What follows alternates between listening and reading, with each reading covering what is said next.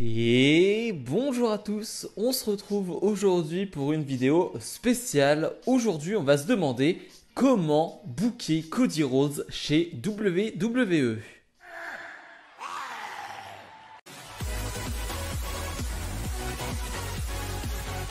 Alors, je pars déjà du principe que Cody Rhodes sera à moyen, court terme un main eventer du côté de WWE, c'est-à-dire qu'il sera dans les plus gros matchs de chaque pay-per-view. Ça, c'est mon principe de base et c'est pour cela qu'il a signé de ce que l'on sait. Donc déjà, c'est la base. Maintenant, que faire sur les prochains mois? Et oui, parce qu'il vient d'arriver, il a eu son match face à Seth Rollins à Mania, c'était un one-shot. Mais que faire maintenant? Que faire? Est-ce qu'on le met au top tout de suite? Est-ce qu'on fait une construction pour ensuite le mettre au top? Beaucoup d'autres questions et on va essayer d'y répondre aujourd'hui. Déjà, pour moi, Cody Rhodes doit avoir un statut à la Roman Reigns, un statut à la Edge. C'est-à-dire un catcheur qui ne catch que dans les grands matchs, qui ne catch que dans les grands rendez-vous, ou alors s'il catch du côté de Raw ou SmackDown, ce match doit être un événement. Je veux pas voir Cody Rhodes chaque semaine dans un match à Raw ou à SmackDown face à des jobbers, face à des superstars quelconques au hasard. Non, ce n'est pas ce que je veux. Je veux Cody Rhodes en action dans les grands combats, dans les plus gros moments, parce qu'on le sait, Cody Rhodes est très bon au micro et clairement, il peut construire des histoires, il peut construire des storylines sans avoir de combat. Il peut simplement parler, il sera au niveau. Il n'y a pas de souci là-dessus. Donc, un statut de privilégié pour Cody Rhodes. Sinon, ça ne fonctionnera pas. Pour le prochain mois, moi, je vois deux choses. Soit on continue cette histoire avec Seth Rollins et on en fait une réelle histoire. On en fait quelque chose de concret avec une vraie histoire, pas que le one-shot de WrestleMania, mais on construit quelque chose autour de ça pour finalement que Seth Rollins ait sa revanche du côté de WrestleMania Backlash, le prochain pay-per-view. Ça, c'est mon premier choix et ça paraît assez crédible et probable d'avoir cette revanche parce que WrestleMania Backlash, donc c'est, on va dire, la revanche de WrestleMania et d'avoir ce match-là dans ce pay-per-view-là, ça ferait plutôt sens.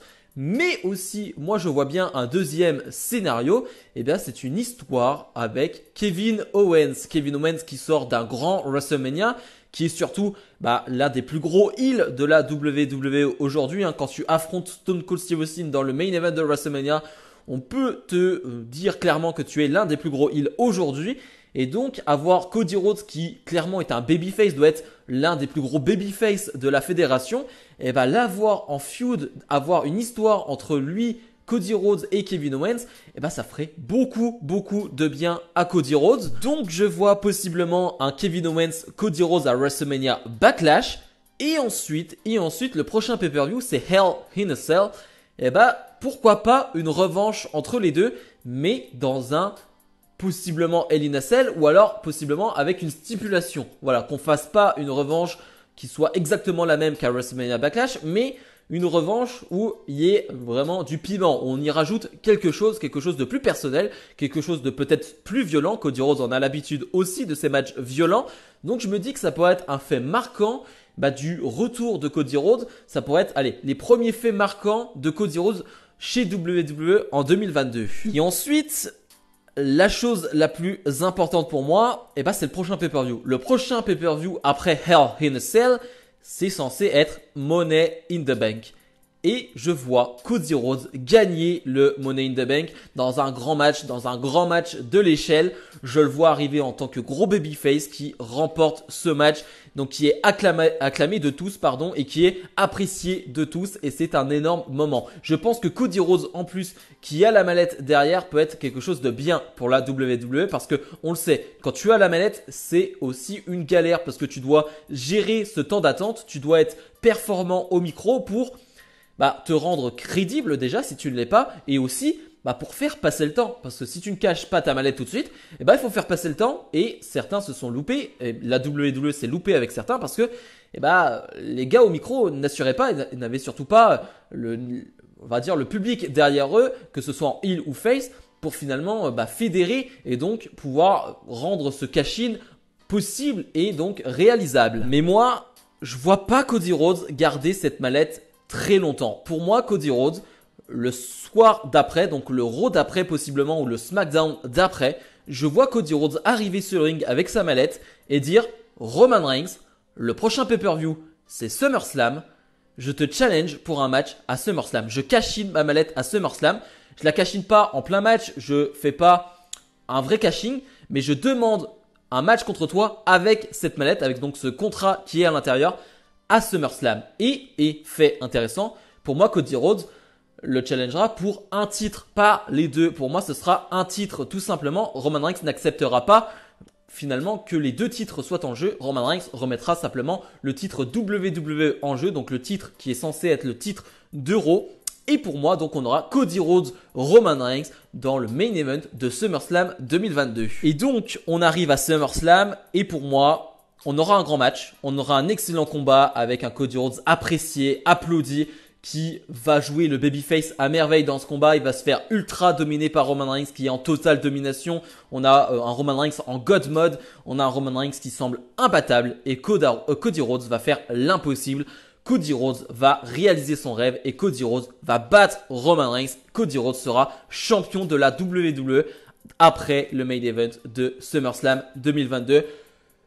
Je vois les choses comme ça. Je pense que ce serait un très grand moment. Je pense que c'est réalisable. Je pense que Cody Rhodes champion dans les prochains mois, c'est quelque chose de possible. Et surtout, ça marquerait un grand coup. Je rappelle que Roman Reigns, si on arrive avec un Roman Reigns champion aux alentours de SummerSlam, ça voudra dire que Roman Reigns est champion depuis, on va dire, 700 jours, quasiment 2 ans presque. Et surtout, un Roman Reigns qui est invincible et qui n'a pas perdu depuis presque 2 ans aussi. Donc, ça marquerait le coup. Ce serait un événement incroyable. Donc pour moi, Cody Rhodes sera champion WWE à SummerSlam. Voilà donc comment je bookerai Cody Rhodes. Mais je rappelle que Cody Rhodes est censé être à SmackDown demain. Donc possiblement Cody Rhodes va directement challenger Roman Reigns demain pour un match.